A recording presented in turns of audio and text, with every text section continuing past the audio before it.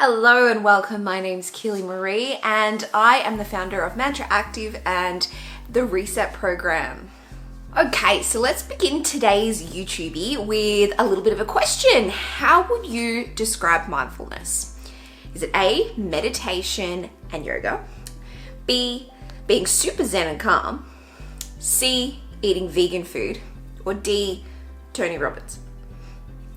I think that whilst those things can be a part of a mindful life, it's actually a lot more practical than people think it probably is. Being mindful is just another way of engaging with self-awareness. There's this part of us that is conditioned to survive. It's actually down near the brainstem and it's called the amygdala.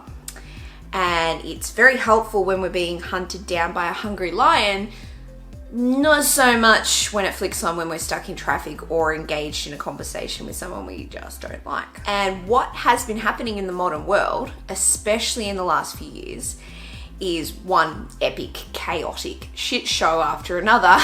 And this has switched our brains to survival mode. And we feel like it's permanently on. In essence, our physiology is doing the right thing. It's defining the world around us and constantly on the lookout for potential threats.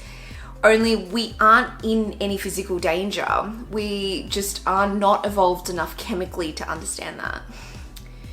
And so what we're doing is we are defending concepts, what we believe to be true, which can be dangerous because we usually base that on our own experiences. As you know, my experience and perspective on the world probably isn't going to be exactly the same as yours. Defending a concept, which is essentially a thought, is not the same as being in a real life or death situation.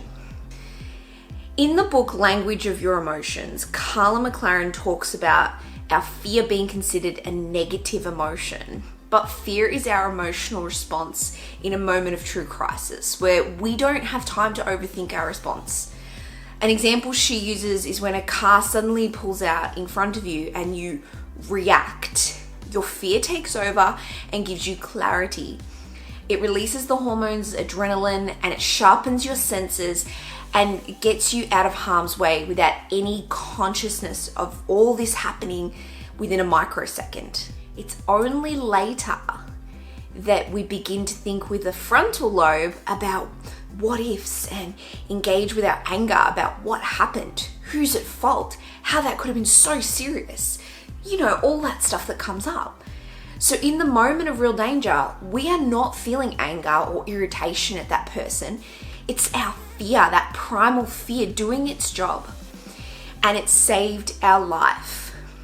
But after that, we start defending the concept of who was right and who was wrong. If anyone's got an insurance company or a claim around something like that, they will know. So here we are in 2022 being confronted with a body that's likely being flooded with hormones and chemicals that we have not had enough time to adapt to in this modern world. Even in these strange times, many of us don't understand what it's like to go without food, water, shelter, Facebook, and yet we are more stressed, more anxious, more depressed, more overweight, more isolated than we have ever been. Why? Because we are setting our default emotional state to react. There's no empowerment in that. It usually just feels like we are bracing for the next thing to happen, and even if it's disproportionately minor, like for example, your friend says your baby isn't cute. Now, FYI, I am pregnant, so disclaimer, no one has permission to say that about my baby.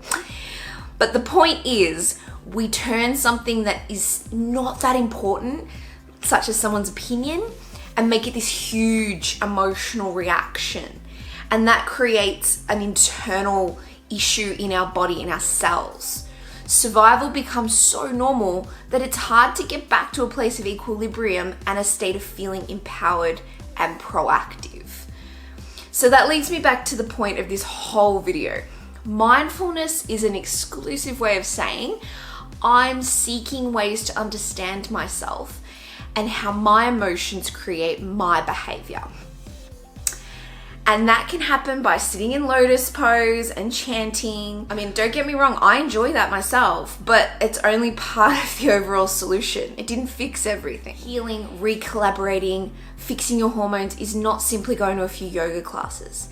And it's definitely not a destination. There's a constant need for deep reflection, examining your responses to things that pop up in life, because that's life. And we are not going to always get it right. And that's the beauty of mindful self-awareness. If you're fluffed up, it's an opportunity to learn. Unresolved emotion is like toxic waste in our bodies and cells. It leads to disease, injuries, mental health issues. And the longer we continue these cycles, the more layers we have to work through to find our way back to that sense of calm. So maybe some of this made sense. Maybe it sounds like I might know some stuff. If you've gotten this far, then why stop now? Check out my free Reset Masterclass, or maybe even skip the free one and go straight into my 4-week program. Right now I'm doing it for $199, and we go way, way deeper into all the dark corners until we dig up a nice gold nugget of truth. We all need to find some truth right now. So I'm gonna pop the links below so you can travel to the information and decide for yourself. And if it's not too much trouble and you got something out of this video, please like and subscribe to my channel and stay up to date with all my future content that is dedicated to all things health, fitness, and well-being. Stay awesome, guys. I'll see you in the next vid.